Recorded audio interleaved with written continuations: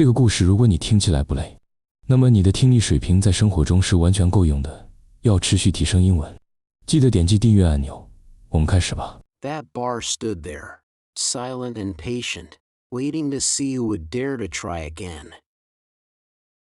Long before raise the bar became a line people used in offices and schools, it lived on dusty ground.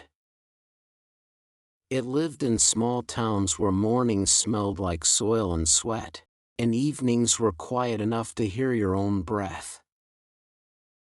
In the late 1800s, sports were not about fame. They were about testing the body, one simple rule at a time. High jump was honest. There were no tricks. You ran, you jumped, and the bar judged you without words. If you touched it, if it fell, you failed. No excuses followed you over the bar. On a rough field behind a railway depot, men gathered after work. Their clothes were plain. Their hands were tired. They jumped anyway. The bar was made of wood, sometimes bamboo, sometimes whatever could be found. 2 posts were pushed into the ground. That was enough. Each time the bar was lifted, the air changed. Jokes stopped. Smiles tightened. Everyone knew what it meant. Someone had decided that good was no longer enough. Raise the bar, a coach would say, even before the phrase was famous. It was not a speech. It was an action. Hands moved. The bar went up. The body had to answer. At first, the phrase stayed on the field. But language listens closely to human struggle. When people repeat a moment enough times, words learn to travel. One jumper, a young man with narrow shoulders and calm eyes, kept coming back. He was not the strongest.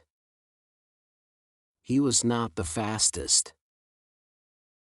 But he watched carefully. He learned how the body failed.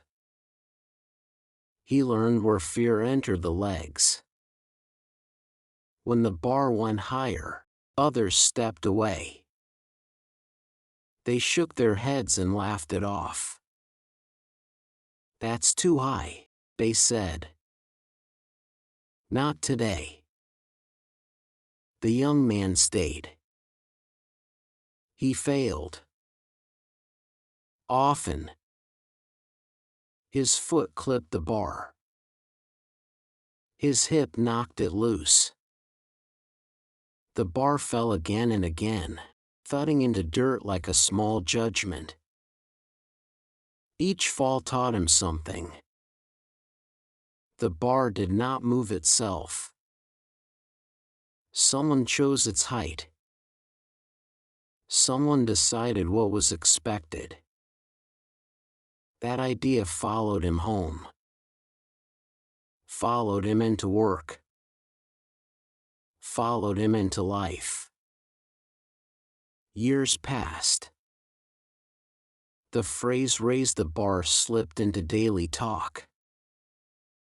A shop owner said it when he wanted cleaner work. A teacher said it when students stopped caring.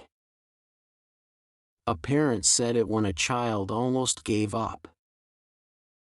What people liked about the phrase was its strength. It sounded firm, clear, serious. What they forgot was the cost.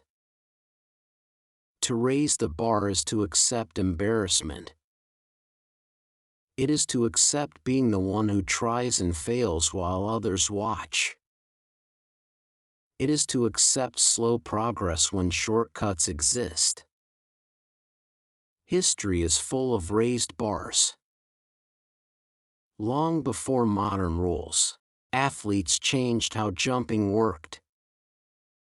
One man twisted his body differently. Another tried a new angle.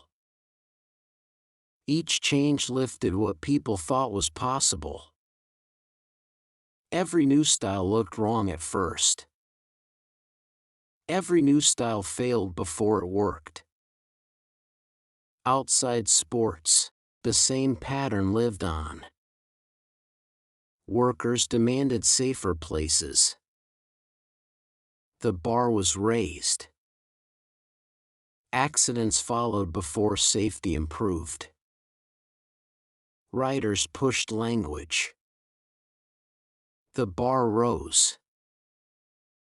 Rejection followed before respect arrived. The phrase stayed because it fit life too well. The young man aged. His jumping days ended. But the bar followed him, invisible now. When he faced hard choices, he could feel it. When he almost settled, it appeared again. A higher standard is lonely. Not many people stand under it with you. Some will ask why you bother. Some will say you are making things harder than needed. They are not wrong. It is harder. The bar does not care about comfort. It only cares about height. One winter, long after his jumping days, the man watched a local school meet. Snow lined the field. The bar looked thin against the gray sky. Children ran, slipped, laughed, and failed. The coach raised the bar anyway. Most kids missed it. A few tried again. One girl stood still, staring at the bar. She looked scared. She ran. She failed. She smiled anyway. That smile carried the old truth. Trying mattered more than clearing. That is why raise the bar never meant perfection. It meant direction. When you raise the bar, you choose growth over ease. You choose the long path. You choose to be measured by effort, not excuses. The phrase grew because people recognized themselves in it. Everyone has a bar. It may be skill. It may be honesty. It may be patience. It waits quietly. You meet it when you think about quitting. You meet it when you almost accept less than you know you can give. Raising the bar does not change the world overnight. It changes one person first, then another. Slowly. That wooden bar, long ago, is gone now. Rotting somewhere. Forgotten. But the idea it carried stayed strong. Stand still. Look ahead.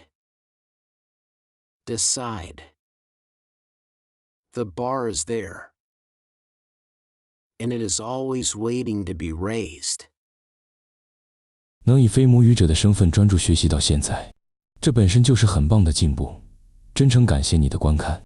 如果你觉得本期内容实用，点赞或留言让我知道你的想法。这对我持续创作非常重要。我们下期见。